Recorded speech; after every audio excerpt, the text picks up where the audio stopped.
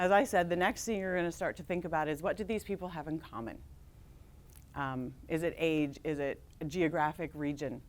And as you start to think about that, then you start to also narrow down, okay, what other things do they have in common? So people of that certain range that are male or female that live in this geography, are they going to specific places? Are they all part of a particular social media that they tend to do? So you get into this little pie that I have made here. And these are just the simplified ways. Of course, there's a whole lot more that people could have in common of places that you can find them. But if you start with media, this is the traditional marketing and advertising right here. If you're looking at millennials, probably none of this. They're not watching television, they're streaming.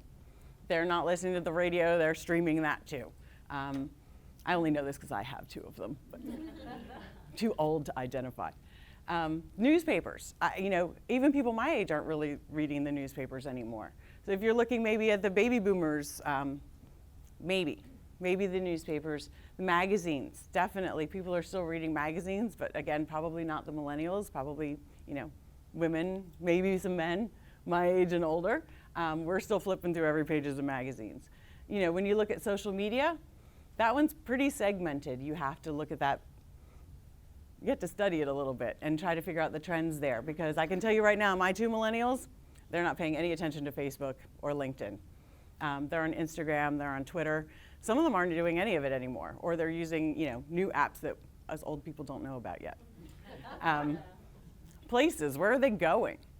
Are they hanging out at bars? Are they going to grocery stores? One of the best examples that I've seen of somebody who knew their target market was a man I know who is a real estate broker out in Bristow. His name is Ashley Lay. And when I was living out in that place, at one point, we only had a Giant then. There was no Wegmans here. Oh my gosh, it was terrible. But as I went to Giant one day, every shopping cart in that place had his face on it, because he realized that his target market were women between the ages of 25 and 50, who, most of them had small children, and they were the ones who were making the decisions about buying homes.